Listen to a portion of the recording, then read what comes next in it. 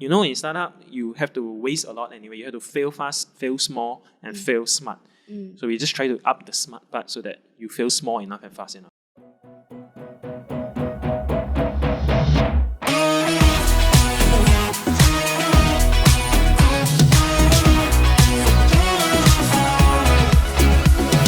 Hi everybody, welcome to Nespace podcast, and today we have XP with us.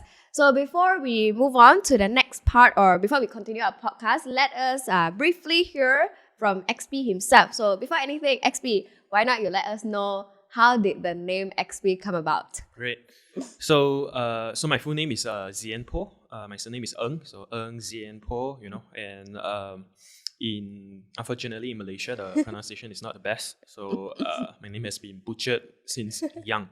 But then in secondary school I started playing football and all, and your teammates need to pass you the ball and they need to shout and call your name, so that's where they shortened it to my initials and it became XP.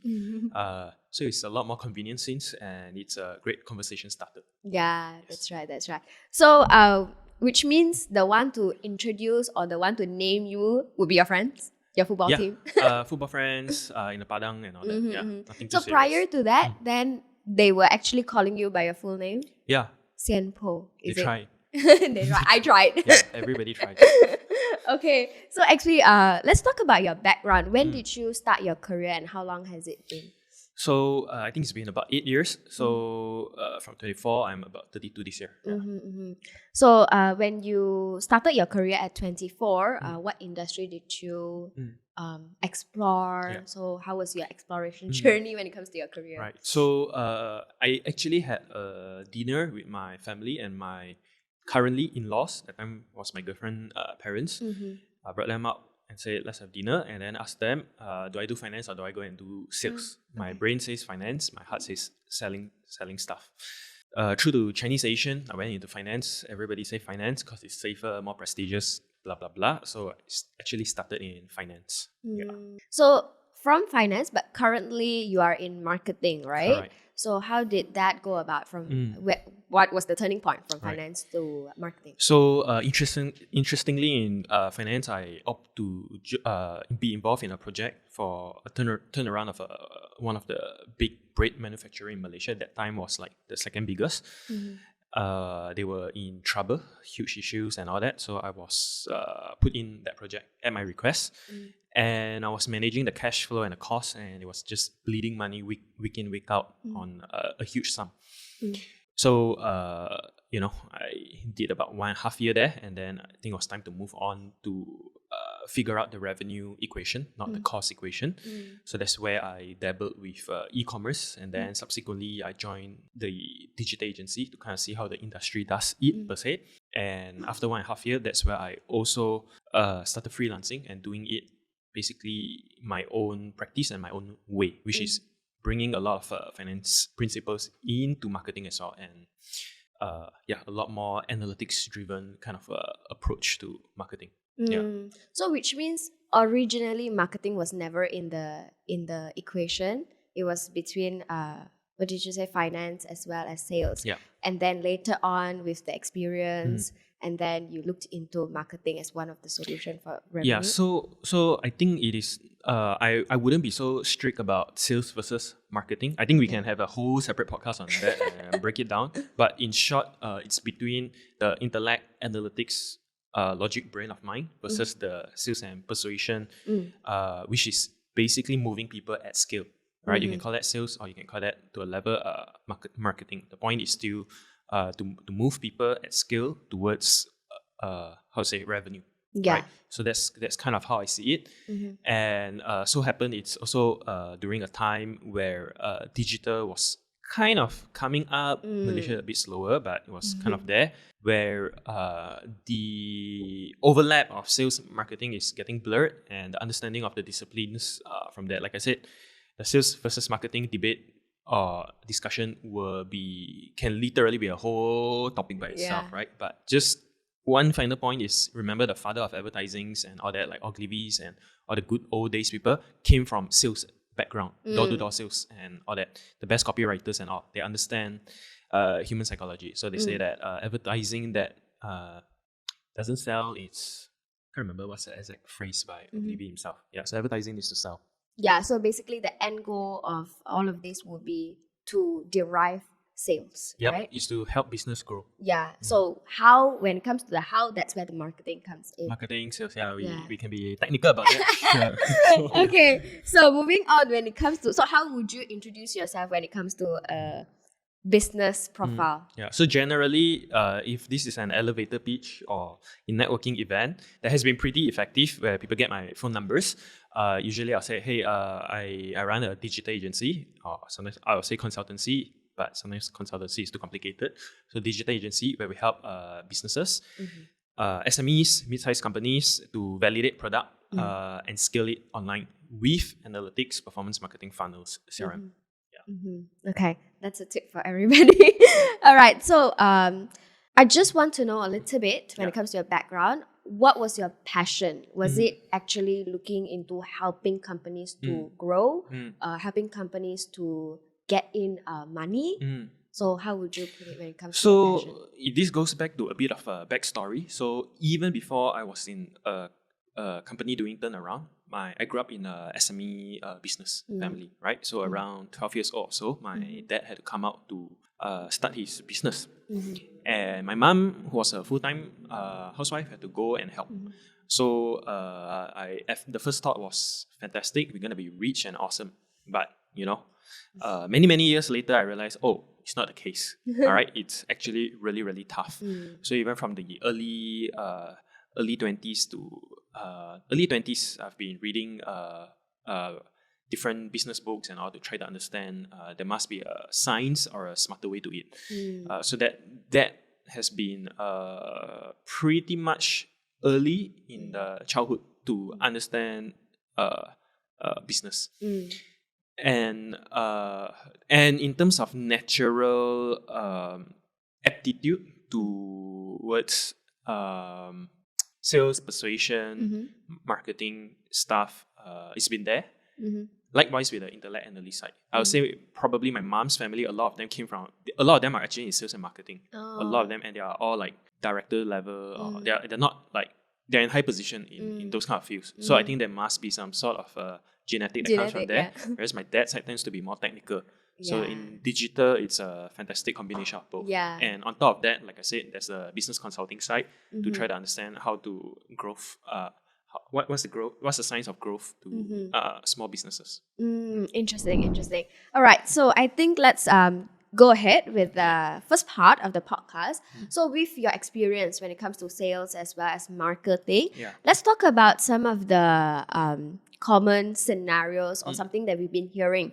So the very first thing, or basically the saying that time and tide wait for no man, it is such a very close to home saying to entrepreneurs, right? So to better put it, either you find a way to grow by innovating or you will be removed from the market. So do you agree with that? Yeah, absolutely. I think, most of the time I do join different business networks as well and get different business coaches and attend different training to continuously upgrade myself. So this is one of the consistent things that all the business coaches and all will be teaching as well. The reality is that I myself know when I start this business as well, I'm here to gun after, to be great, to have a very strong position. Or a not so nice way to say it is to outcompete the competitors in the market. And I'm pretty sure I'm not the only driven one. There are a lot of other hungry ones, and that's the league that we are playing in. And to respect that. So everyone is really trying to stand still is to be slow, but to really move forward. Fast is to actually just maintain pace. So you need to move even faster than that to be ahead. So so if you're not growing, you are kind of like dying. Stagnant, would you say? Yeah, even dying. So it's not like that, but it's like that. Yes. Okay. All right. So with that in mind, let's talk about the world famous mobile phone brand Nokia. So what do you think was the main reason for Nokia's downfall, when it was everybody had Nokia back then? Yeah. So I think that's the challenge, right? When you are very, very established and big, to maintain that startup mindset and culture, to disrupt while you have that, is very challenging organization. Like for me personally, I prefer to be a founder than a CEO. The managing organization, I love business development and sales marketing more than going to all that. So that's I think the first route I would believe that also happens in Nokia. That means they probably have new, with all the resource they have, to challenge the status quo within the organization and to disrupt their own cash cow. Of course, Steve Jobs is brilliant, so nobody can take that away from him. Probably in history, only Elon Musk or those Edison that comes close to this kind of innovation across multi-industry. So there is that comes up, but there was still enough time for Nokia to do something, right? So there was enough time. I mean, Google, Android, they did it. Yeah. So so probably there was. I mean, in the case of BlackBerry, it's the same. BlackBerry was theoretically the smartphone after or the in between transition. They had a very strong confidence in their competency actually to also not really partner up with other people. So what I'm trying to say is that it's hard to go against the status quo from organization perspective or from a core advantage that they think they have perspective. Yeah. Okay, so if that's the case, then let's talk about the comparison between Apple and Nokia. So you mentioned that Apple, they are different compared to Nokia, right? And I think the key point that you mentioned was that when they are smaller, they are more into innovation. But once they become corporate, then it's more into managing. So even if we put that scenario into Apple, Apple is currently into corporate, right? So what is the key over here that Apple still able to innovate even if they are in the managing situation? So I think if we look at it, I would really ask the question of whether Apple is really innovating right now. I mean, it is. I think that was a very good question and observation that you brought up. Because Microsoft went through the same thing after Bill Gates stepped down. Steve Ballmer grew the business tremendously from very good, efficient business management standpoint, which is what Tim Cook is doing now in Apple as well. And he came from those, I think IBM, logistics background. Right, really efficient operator, but I don't really think they have that kind of Steve Jobs innovation magic these days. The products are not revolutionary; they are just evolutionary. So I think the similar thing it will take some time for this. Anyway, they have a lot of moat or defenses around the business for quite a long time. The same as Microsoft, right? So Steve Ballmer had that long stint before the current CEO. Who was actually heading the cloud division came on board, and Microsoft is actually going through quite a lot of innovation quite fast as well. So I guess what I'm trying to say is it's a matter of time as well. I wouldn't really. Okay, then again, I'm not really an Apple fan, right? So I don't go and observe very closely what they do, but they have traditionally have a very good DNA of being very focused and maintaining high margin. So they might not get bloated as fast, but it's just that I don't see too much hoo-ha about Apple as much these days compared to many years before. Yeah. Okay. All right. So let's go ahead with the current situation, right? So something that all the business went through would be the MCO. So currently we can hear that people, they attribute the issues with MCO as the reason for the business to struggle. Do you think that's actually true, or would it be because the business was actually not growing from the beginning and they're just using MCO as the reason for it? Okay, so this is very harsh, this question. So that's why we asked you. I think the first fact is that we need to accept that that the MCO has a real impact. If you cannot fly, like AirAsia, you cannot fly. And when the core business is built upon aeroplanes, right, which now they have the super app and all that kind of things that they diversify, but the core revenue is still on tourism. It gets affected, and I think that is real macroeconomics effect. Okay, then it comes down to the question of also who would know if it's 3 months, 6 months, which all of us suddenly get caught into a 2 years-ish kind of length, which means from a business owner standpoint, it's very hard to manage the risk for that kind of things. So there is a fundamental issue with impact, not issue that MCO does bring in. So I think that is something that we need to acknowledge. Then it comes down to the question of survival. Okay, so let's not talk about those who benefited like me from the pandemic, because obviously accelerated digital and the articulation and the savviness of that, or the realization from business owners. For those which we link back to survivor. So basically for those who were not agile or were not who were just laggards, they were forced to wake up, right? So bringing it back to survivor then, so you have very great operators. Of course, you have people like Tony Fernandez. I know he got a lot of stick for whatever happened during the pandemic because he had to manage capital. That means getting haircut on their debts. Haircut meaning that the whatever money he owes, I can't remember, it was up to 90%+, he wouldn't pay back just to keep the business afloat. So that in the future, those who he owe money to can continue a business relationship that is not just within what is owed in that 2 years, but they can have a 10, 15, 20, however long AirAsia is going to exist, right? So those are tough decisions that the survivor have to make. Then it comes also to cash savings and balance.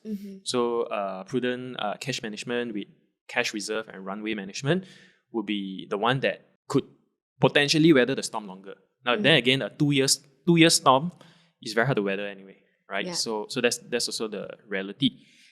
So some of the people who might just started a new business in the industry most impacted, no matter how prudent or how smart you have, unless you have investors or loans, you might not be able to tank that through. And then the third one is, of course, so not just capital and cash flow, but also innovation. So you can see AirAsia quite quickly work out the super app. Now, not that the super app will rescue them or what, right? Because it's going to take time. There are incumbents like Grab and all that in the market, or Shopee even, right? But we can see also that they could move really, really fast to be able to catch the next wave, right? But it's very practical, short-term survival and then long-term repositioning that happens. Then there's a case of Airbnb as well, which was affected really badly. I think Brian Chesky, the founder and the CEO, was mentioning something like it took them about 10, 15 years to build where they are, and it could just disappear in the span of 2 years, right? So that's the reality that they face. And they also came up with different innovation and just remodeling certain things in the business to stay in the game. So that I think that is where the difference happens as well. So there's also a level of responsibility and competency from the different management or founders to be able to navigate through these sort of difficult situations and make things work. So the best captain in the worst storm will still have the greater chance of surviving. Okay. All right. So moving on back to the MCO, right? So just one more is that Kautim. So Kautim was their GMV was 10 million USD in just 4 months. But they had to shut down after the pandemic. And this basically shows that one day you could be the top of the game, and then the next day you gotta go back to zero. So what do you think caused this to happen? Right. And what are the precautions that any business can take? So just got to bear in mind, just as how I answered the previous question, I came from finance background first. So before I give a hoo-ha or rah-rah for any business that have pretty numbers like that, the reality is we need to understand the books a bit deeper. Just as Shopee, Grab are still not profitable, Lazada included, they are backed by venture funds and all. And just going back a bit more history, just remember that from 2008, it's been a period after the financial crisis. I was studying economics at that time. So I was in Europe and all that. So we need to understand that it was an era of money printing.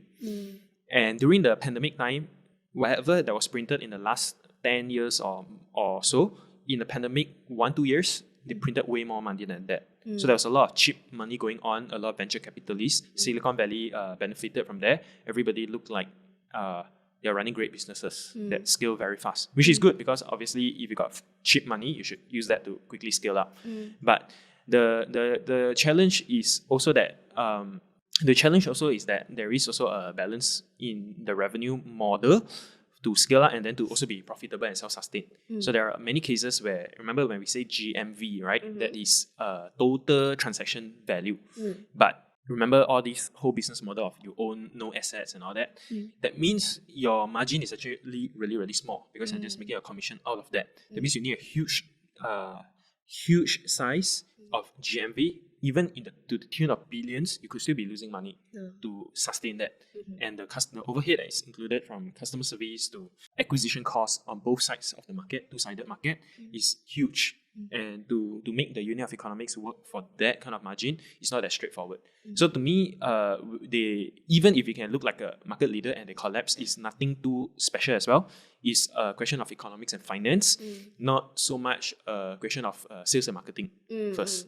So that is at least how I see it. Now, obviously, in 2023, we are facing a credit crunch. I think there will be a mother of all recession coming, but doesn't matter. The point is, I think it's a Western world issue, which will affect us, of course, but it will affect them first. The thing is that now startups no longer can you fake it to make it. They are demanding. That's why there's a lot of layoff in the tech industry to be profitable and to be sustainable. Because we cannot just, when you look at the books, right, you cannot just take one number and contextualize it. Same with sales and marketing data analytics. You cannot take one number and contextualize the whole situation because you might be walking on thin ice without knowing it. And you can constantly go to PR events, do PR, pitch to investors without really building the fundamental of the business. So if that's the case, then what would you say the fundamental of the business? Profitability. What's your unit of economics? If you spend $1, can you consistently make $2, $3 back? Right? So that's important. Moving on to the next one would be, have you heard, okay, I'm pretty sure you've heard about Speedy, the VCD music album, right? I think when my time, Speedy was selling concert tickets. Okay, to be honest, I have no idea. I'm not into music stuff. I'm quite a dry person. But you've never heard about Speedy? I think Speedy was almost everywhere. Sorry, I don't listen to music. I only found out that I don't really listen to music or watch YouTube when I was 16, 17. Then I realized all my peers go to YouTube a lot. So what kind of student, what kind of teen were you if you were not the Computer music? games. Okay. Yeah, but not music kind. Okay, so basically Speedy was a popular retail store that was selling VCDs. Right. And back then, people tend to buy VCDs. It's like Blockbuster, but for music. Yeah, Okay. so they were before YouTube came in, right? So and they were in the industry for about 3 decades. Yep. And however, once again, they also shut down all their retail stores. So what do you think the factors would be over here? Okay, so first thing, we do need to split this into two parts. Now, retail to me is still a big thing. It's still a big money generation thing. But it comes back down to also the product that they are doing. Okay, so as in the digital, as a digital expert, obviously I love it if there is a pure retail apocalypse. But I don't believe that's the truth. I think it's just a question of percentage or ratio, where digital will be maybe 20% at best, but it wouldn't take over 100%. Okay, at best. And right now, I think in Malaysia, if I have to give a gauge, I think it's about 3 to 5% only, right? So the first thing is to remove the myth of retail apocalypse first away from this, right? Because I know many times in case studies, we just throw out things like this and then we say, oh, so you need to do digital, and then you try to sell the clients towards digital services. So that's the first thing. It's not the case of that. I think it's more of a case of cost of delivery. Okay. Yeah. So I talk a lot about sales and marketing, but the cost equation matters. So the as good as sales and marketing is, the fulfillment of the cost of delivery and the fulfillment is the product itself. Right? So it's not separate from the product itself, is the product itself. So when things like YouTube, even Spotify, or Steve Jobs was one of the one that forced a lot of the artists to get into the, I think it was iTunes. Right? Because they say people, and there was piracy going on already. He said, you're gonna lose it for free. You might as well make some sense out of streaming. So the cost of delivery has shifted, and therefore the whole business model. Whereas for them, they were not in the space to capture that. Now, just want to sum it up as well a bit. Bear in mind for Disney with Netflix, a lot of people thought that, okay, Netflix, kind of similar case. Disney was a lot of like theme parks, movie studios, etc. Then Netflix came in and digitalized the whole thing, or the form of delivery. But Disney came out with their Disney Plus, and they are able to leverage the existing assets and infrastructure that they have that Netflix had to build up. So what I'm trying to say once again is that from a pure offline perspective, how to say, there are some that are really able to innovate and move to solve the delivery equation to the end customers in view of all these changes going on. Okay. We go back to remember just now we mentioned the profitable part, right? So as you mentioned, for a company to grow, it needs to be profitable. So let's talk about the product, which means the product needs to be profitable. So is there a checklist or a framework for startup founders to identify what are the factors that contribute to a profitable product? So the first factor to consider whether you have a profitable product is when you spend whatever amount to acquire a customer first, all right, you are able to be profitable on that. So if I spend $100 to get you to buy into my services, I need to be profitable on that after paying for my cost that's associated to fulfilling this to you. Let's say creating this cup. Right, there's glass involved, there's whatever. So there's a variable cost that's tied to this. That means a variable cost is when I sell one of these or 1,000 pieces of these, there is a cost that is tied to this cup already. Okay, so that's the variable cost. That means, let's say the cost is 2 ringgit to produce this. If I sell 1,000 of it, it will still be about 2 ringgit. Okay, of course, there's economies of scale, it can be lower or whatever, but we can assume, let's say 2 ringgit. So if it costs me 10 cents to make you buy this, I will likely be profitable on that. So the first factor is to really understand your unit of economics. Once again, that's the beginning of it all, to know how much you can actually spend to get a customer to buy this and you will not die. Now, back to this cup, if I know that this cup costs 2 ringgit to make, I sell it for 5 ringgit. So I have a 3 ringgit space to get you to buy, and I'm spending 5 ringgit on that. So I'm bleeding 2 ringgit for every cup that I sell. I better have a way to upsell you jars, bottles, and something to make back for the 2 ringgit losses that I'm making on selling this cup. Right? So that's the first understanding math of finance. Okay, so just now you mentioned, so when you're bleeding, when it comes to the cup, right, the sales of the cup, you can also sell like a bigger product that can bring in profit that can minus off this bleeding, right? So which means we're talking about many products. It could be many products. So when we talk about many products, startups, they tend to build numerous products, right? But often end up dying of indigestion as they don't have a core product in order to sustain them. So do you have any tips or advice to identify the core product? So correct. So if a startup do too many products, you die. You need to be extremely focused. So when we say, using that example, if you need to know what's your core. A product is not a business. All right. Product is not a business. So, and a core is not a product as well. And a core is not many products as well. So you need to have a base to begin with. So for example, there are companies like Oxwhite who started with just white shirt. Now they have a lot of different products, but they had a core. Right, a clear core and then you get a build product series out of that.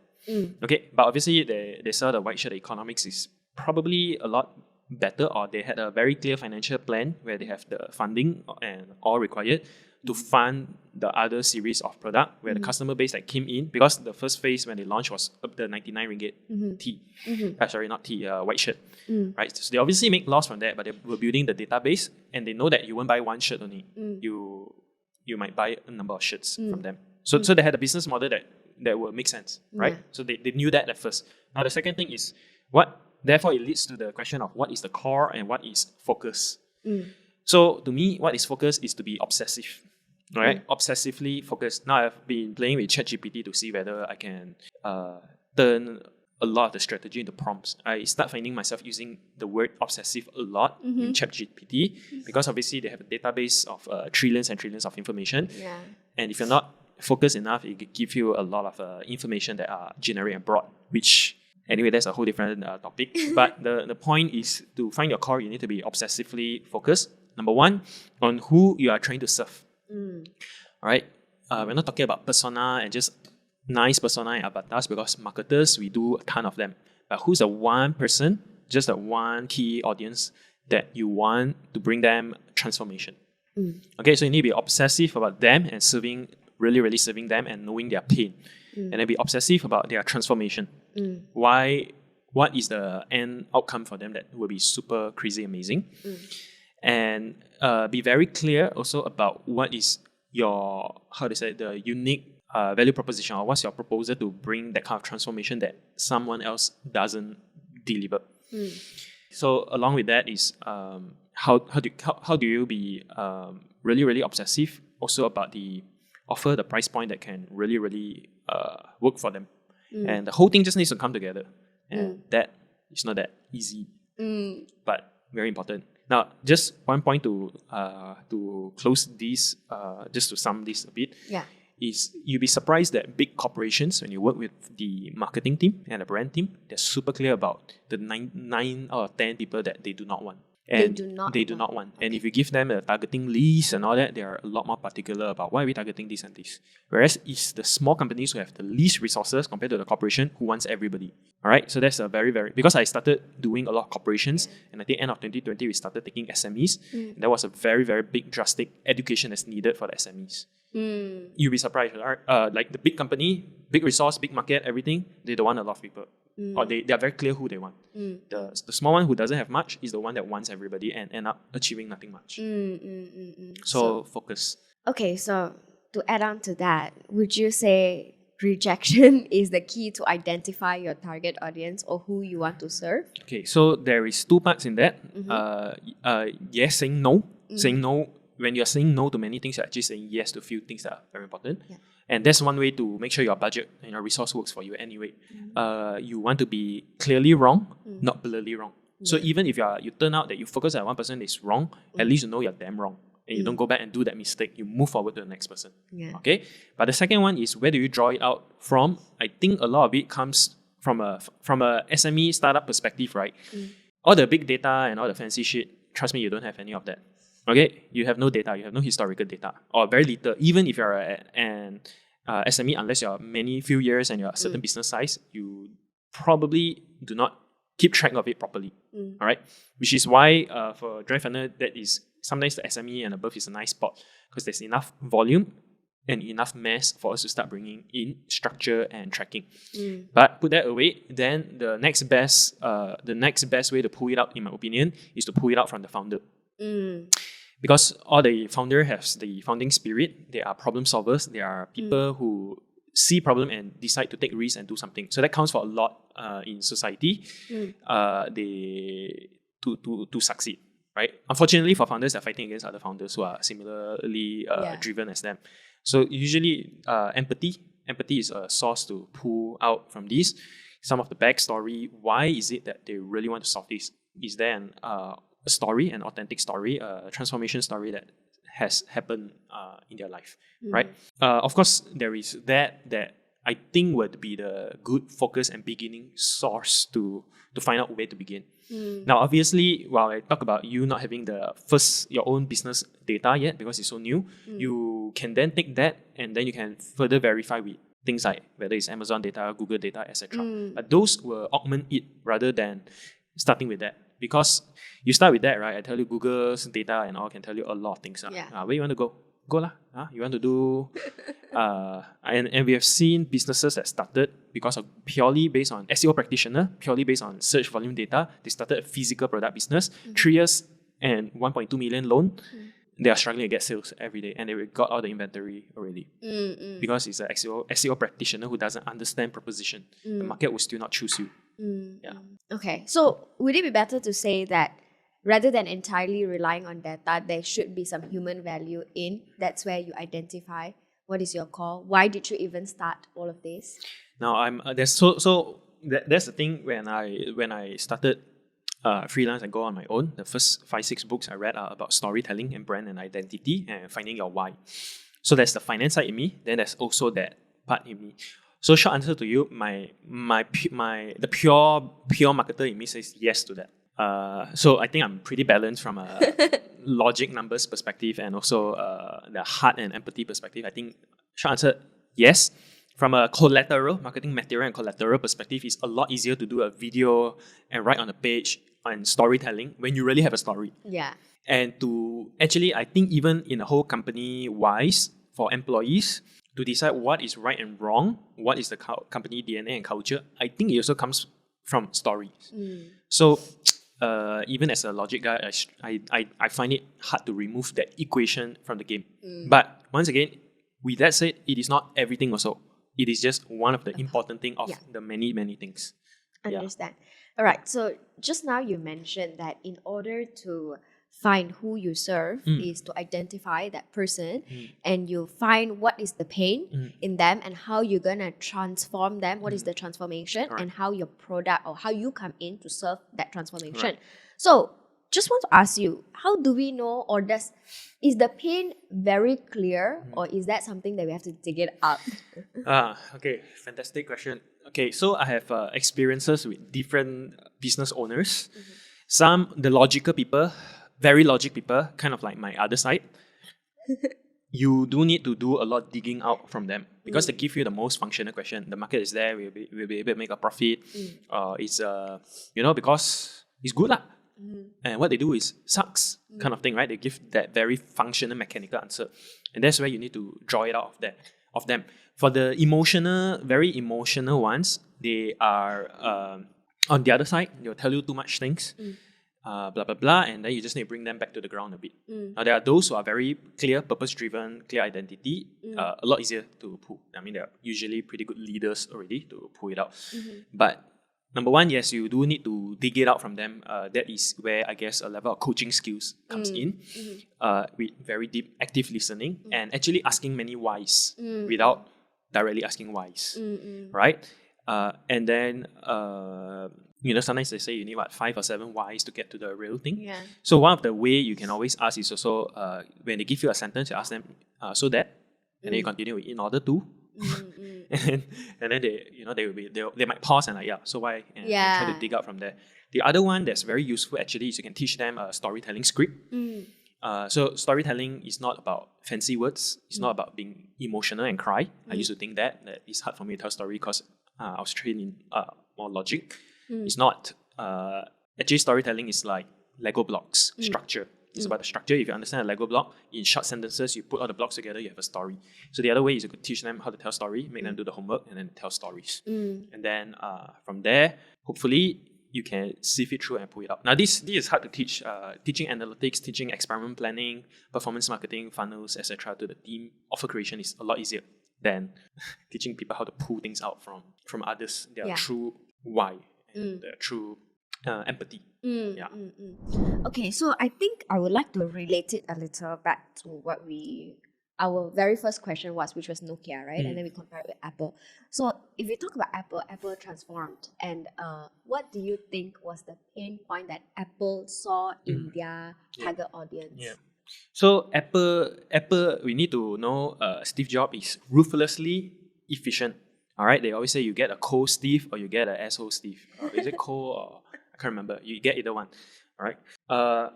Anyway, so the thing about Steve Jobs is while he has that, he has a ruthless level of you can say market level empathy to know the market, consumer feel and needs. And he's also ruthlessly focused. So if you go back to Jobs, he by the way, they actually knew how to create a tablet first before the iPhone came out. But they released the iPhone first. Okay, so the technology piece, he knew about it. Actually, it was also part of it was that time I think Microsoft also was working on Palm, right? I mean, before tablet there was already Palm, which is kind of like a smartphone per se.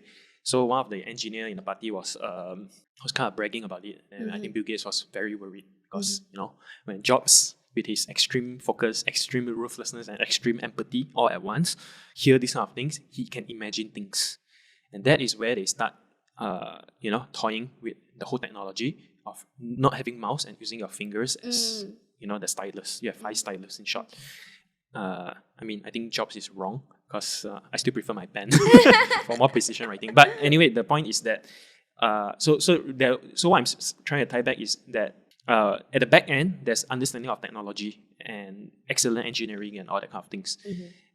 But just since you relate it back, but there's also ruthless empathy of understanding what the consumer wants. Because from the start of Apple itself, the DNA has been pretty focused on the time the big brother was IBM, big huge crazy computers and how to personalize it. So he had been very very empathetic or focused on personalizing technology. Or bringing personal computer to people at the time. So this was naturally within his space to understand how all that works in the hand of the people that he empathized for. Right? Okay. So just now you mentioned about the core value, right? So in order for a business to come up with the product, then they come up with the core value first and the core of the company, right? So do you think that's all a company would need in order to survive? No. So what else is needed apart from understanding the core? So we narrowed it down to focusing on just like startups. Let's not talk about you having raised $1 billion, those kind of startups and unicorn, right? Let's go back very relative to us commoners' life, starting a business.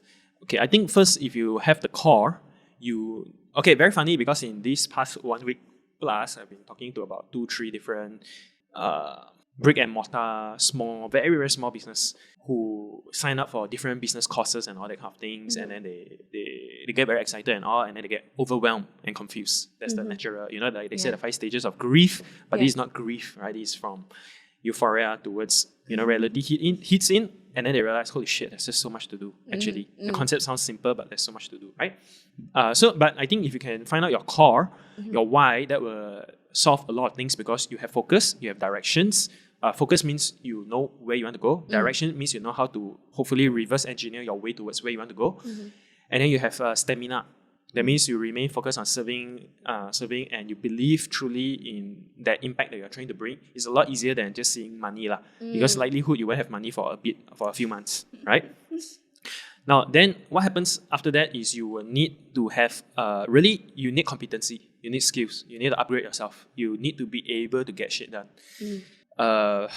Unfortunately, that is true. The growth mindset is very important. All these wonderful, even if you hear this whole podcast, you take the whole thing, you can find out your whole core and all that. You still need a lot of upgrades from hard skill perspective, soft skill perspective, mental and emotional strength, especially mental and emotional strength. Because if you don't have that, you do not have the appetite to go and learn up the things that you need. All the way down to, how do I set up a pixel setup? It sounds cool. Yeah, I can set up in today's digital age very easily and test my concept out, experiment planning, validate the market first. Then it comes all the way to setting out the landing page, the tracking, the ads targeting, and then that's where people paralyze and freeze. Because the whole learning journey all the way to before you go into implementation itself is already very steep. And then you need to take a whole deep breath again. Not the nitty gritty, right? Now you can obviously go to Fiverr and all that and find VAs or people to outsource. Then that is a whole skills also because you need to burn through maybe 20 people and you get one okay one. And that's very, very frustrating as well. Anyway, these are not my words. This is literally the consultation I do. Sometimes some of these startup micro one, I know they can't pay me. I just jump on a call and just let them know. But sometimes I also wouldn't push it too far with them because they might not have the mental and the emotional strength to accept the reality of upskilling. Then I just tell them, something like that lah. Okay, never mind, you go and sit on it first or something and let it digest and think your next course of actions. So skill sets is very important, and skill sets is a wide topic.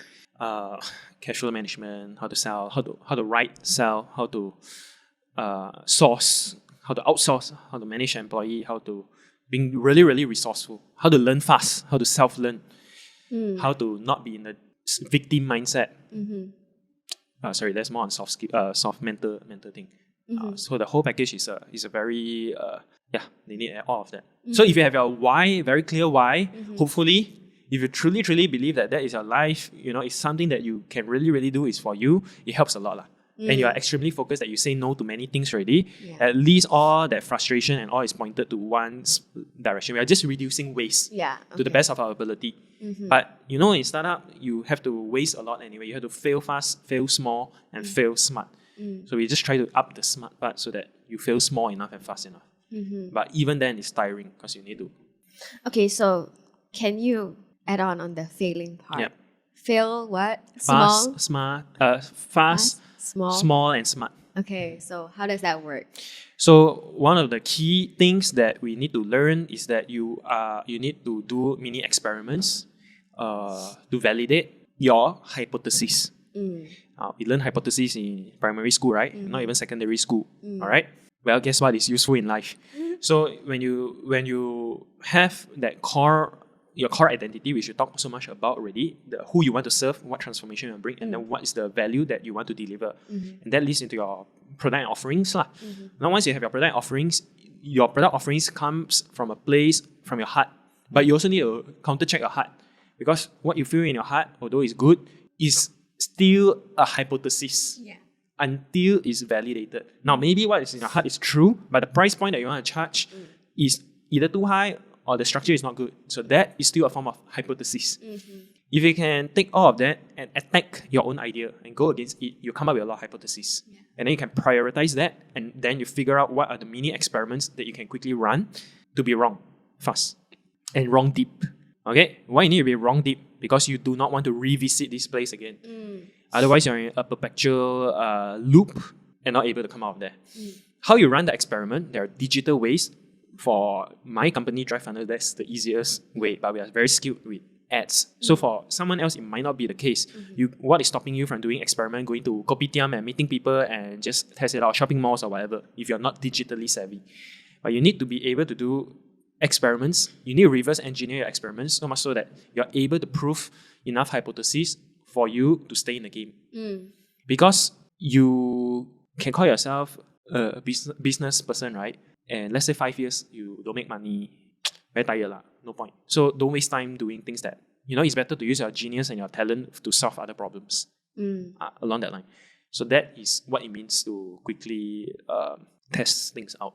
And one more thing, you need to be very, very okay when the market rejects you. Don't be deluded, man. Like, listen to it carefully. Why are they rejecting you and accepting someone else? Yeah, and listen when people tells you it sucks. Don't go to your friends, your family, and get approval. I know this is a woke generation, but the market doesn't care. The market doesn't care about your feelings. So that is very important. In the end of the day, it's the market. It's who you serve. Who you're right? trying to serve. You want to really listen to that. When they reject you, no amount of wokeness is gonna help you. Good one. Okay. So talking about the tiring, right? And then you mentioned the core helps the person to understand when they start the journey. Yes. So let's just say this is a marathon. So you're starting the marathon run, and then midway it's gonna be very tiring. You want to give up, and that's where you mentioned you will look into the skills that you want to acquire in order to finish the run. So can we talk a little bit on the skills? What do you think are the important skills or the basic skills? The first most important skill is selling. I mean, if you can't sell, you don't get revenue. Even if you want to get investor, you need to sell to investor the idea of investing in you. So that is the number one skill, to sell and to market yourself and that business out. Yeah. So that's the number one skill. You need to sell and you need to market. To validate, you need to sell and market also. To know that people reject the sales pitch, and then you can refine it. So that is the most highest level of skill. I think that's very important. Number two, I think, is to know numbers. To know your runway. You start that time, you might say, let's say from day one, I like the word that you use is a marathon, not a sprint. So you might say, well, I have you need to prepare, you need to be realistic and try to have like assuming you have a full-time job now, you need to have a savings for people like to say 6 months, I like to say longer. So let's say 1 year or 9 months. Then you need to assume that when you put 1 year, right, in actuality, you're gonna burn more faster than that. So whatever number that you can sleep with, right, you need to know what is that time. So time is your currency because you don't have much money, and you need to be able to manage your resource for that. At which point, when you spend certain sum, what you need to see happen. Back to the fail fast, right? If you're going to spend 5,000 ringgit to be wrong, then you better be damn wrong on a few things. At least 3 things. So each mistake costs you 1,000 plus and it's tuition fee, right? So that is very important. What are other very important skills? I think usually it begins with that, really. The starting up is there. If you are if you are an engineer or programmer, you can produce shit, right? Then good for you. I mean, I'm not that. So I think it goes back to your talent as well, Yes. right? Yeah. Okay, so but you need to sell and market. No matter what your talent is, you cannot sell and market. You don't do a business. so use your talent in order to sell and market your product. Or Use your talent, but build sales and marketing skills also. You cannot avoid it. You need to build financial skills. You need to build HR. You need to build all the skills. yeah, no matter You- what, all skills come Like in. I said, no amount of wokeness is gonna help you because you need all this to survive. We are not even talking about becoming a multi-millionaire. Just talking about surviving. You need all this. So if we add up the failing part and the resilient part and the selling part, what would that add up to? Is there anything? You have a chance. You have a chance. So would it means You might still fail. yeah, Yeah. but you have to be willing to Yeah. take the bet. Yeah. So you better have a very clear reason why you are doing that. So basically, the entire idea is that you are willing to take a bet. You want to gamble, right? This is a gambling game, but how are you going to play your game? The difference from a gamble is that in gambling, you are not in control. But in this bet, you can be prepared. You can upskill yourself. You need to go through whatever that is necessary and not be deluded. You need to have a growth mindset. You need to expect the pain and the challenges. You need to expect to go and upskill yourself, go and network, meet with people who can give you the right advice, people who are way ahead of the game to tell you the reality, because all of them have went through shit. And then, in short, right, to be rich, right, is how many people you can help in life. Right? All the billionaires, Apple helped so many people in the millions. That's why they are $1 trillion company. Simple as that, right? Yeah. So how many people can you truly help? And having that servitude in your heart and your spirit, that will help a lot. So there's a lot of correction needed from moving. You actually, when you start, you're going to move a lot from yourself towards others. And less yourself you must start with yourself, then you get relegated. The day you hire you got your first customer, he's above you. You get a first employee, they're above you. And before you know it, you're very far down the line. And the further you are, the less important you are, the better. Yeah. Why is that better? Because when you serve others better, that's where good things happen. Okay, so moving on. So just now we mentioned about empathy when it comes to core product, right? Or your core. So why do you think it is important to instill emotion in your product? I think it's not just emotion in a product, but I think there's a lot of things like engineering, robots, AI, analytics, and all the hardcore stuff, right? So for example, for Drive Hunter's case, the three things among the many other things that we cover, but three things, if I have just a short pitch, is we will tediously track, tediously measure, and tediously iterate for the clients that we work with. That's very inconvenient. Okay, that's stupid inconvenient. Now, is that very emotional? Not really. It's quite dry, numbers-driven stuff, right? But what's the emotional story behind that? Is because I imagine every client that I work with is like my own parents, my own family business, how I want to help them, right? Does it give us the motivation to go and do these three very tedious things? Yes. Because obviously I can't hire two cheap people. I need to ensure that they have a level of brain, attitude, stamina, and then we need to do our training programs, and then we cannot just teach them one thing, how to click buttons, because number one is bad for them in their career, but number two is insufficient to do the job well, right? So it's not just emotion, but the emotion helps you to think about how far you go to serve the customer. And then you still need a lot of brains to think how to make that happen and how to make sure that you have the right team structure and all to fulfill that. Okay. So moving on, I just wanted to ask your perspective on the part where you mentioned just now when we talked about you have to take a bet, right? So do you think the phrase go big or go home comes in? Okay, so I think this is a good question. I don't think in go big or go home.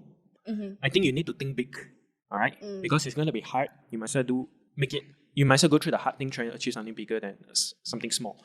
Now, to be honest, I myself am going through that own learning series. Now, obviously, doing consultancy and agency has a growth limit, so that's why it's very important for me to think way bigger. But with that said, I would still recommend for you to go and validate and experiment small and fast and smart in the early stage. Yeah, even before any big bets, go and do that, and then only go big. In summary, right? What are the important key points or factors in order to build the core product. And just now you mentioned, because we were talking about the core product or many products, and then you referenced Oxwhite, right? And then you mentioned they produced one shirt and then eventually they built the series. So what is the factor, or what is the contributing factor in order to build a core, and then from there they can look into the long term? Contributing factor for that.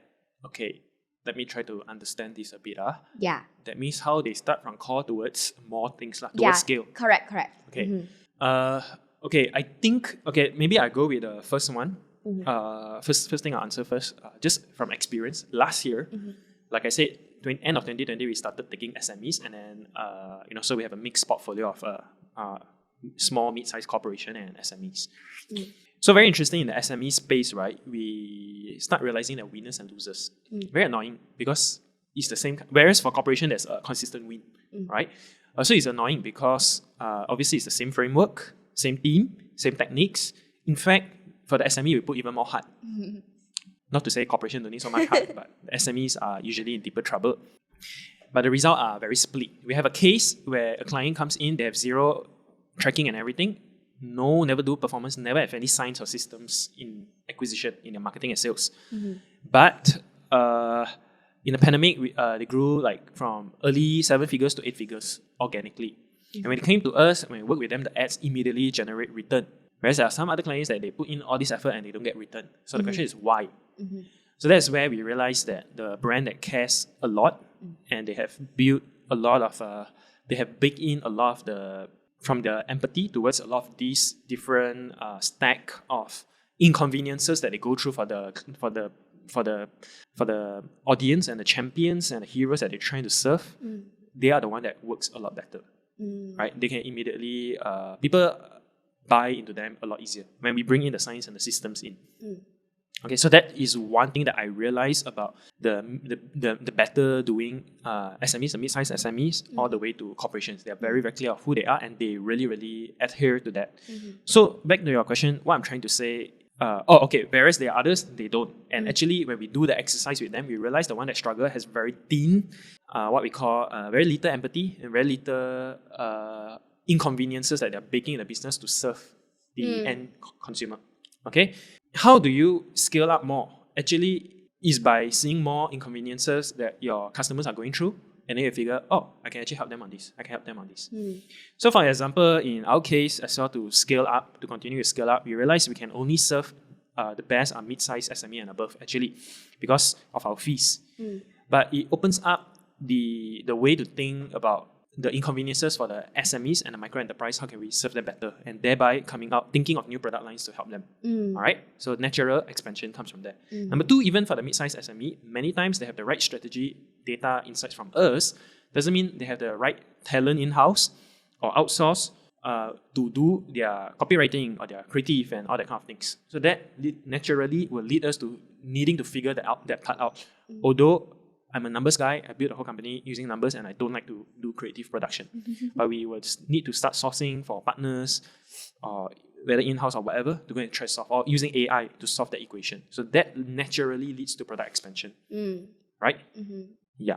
Okay. It still comes from serving first. Yeah, understand. So that's why the core is important, right? So I think, would you agree with me if I say, with the core, you build the first one. From the first one, you do not want to make your audience or your hero, I think you mentioned hero, to be bored. That's why you look into further transformation, which leads to the expansion. So the important thing is we are not in an entertainment business. If you're in entertainment business, yes, you don't want them to be bored, but it's not about bored or fun or all these emotions.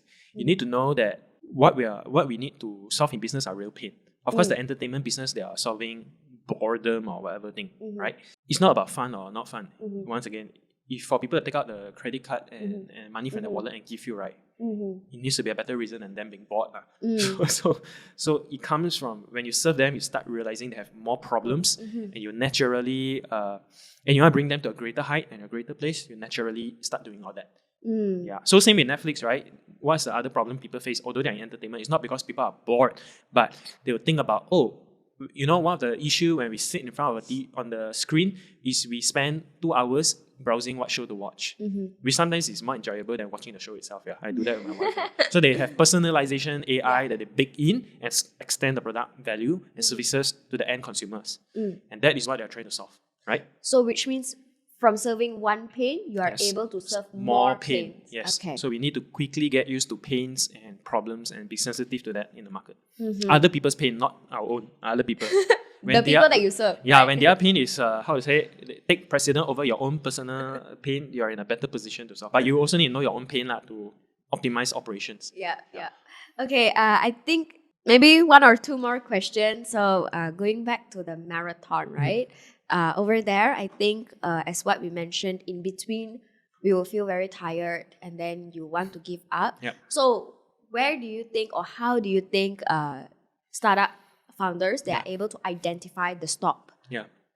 Don't stop. You need to be, I think the first thing that has been very useful so far is being community of other founders and startups, because if your family are not in business or your friends are not, and even your team member, they will never understand you. Never. It's just impossible. It's like asking me to understand my wife who went through pregnancy. I can never understand it because I'm a guy. I don't need to go through labor a few hours, right? So it's similar. So I think you need to be in community, people that can really encourage you and also bring in wisdom and also truth to you, and to continuously take the next step. Right? So even if that idea fail, you go back into employment, you can still hustle it in the evening if you so desire to. Yeah. So to me, that is very important. Okay. What is your one advice to startup founders? One advice to startup founder. So many advice. Let me think one. Top five advice. Wow, you're very kind. Give me top 5 now. Sorry. I'm just trying to think whether to. I think I was deliberating between validation first or identity and positioning first. I think I have to say your identity and your positioning comes first. So if you have to pick one, I think that really knowing who you are, knowing what your business is, and your position in the market is super important. By the way, the book position, the word positioning is not from me. It's written in 1983 or 84, and it also at the start of the book also it talks about the history of marketing and advertising from the industrial era all the way to then, right? So now we are of course in a more complex way where it's about customer experience and culture, but positioning was already prominent in the 1980 plus. So you need to know your positioning and your identity and your pitch. Will help you a lot to sleep at night. It could be many of these factors. So I do not know in the very specific, unless you show me their books. Okay, wise answer. Thank you, XP, and thank you so much for joining us in this podcast. Yeah, thanks for having me as well. That's a wrap. Hey, great. Roll. Did you check our voice and everything? My laugh again.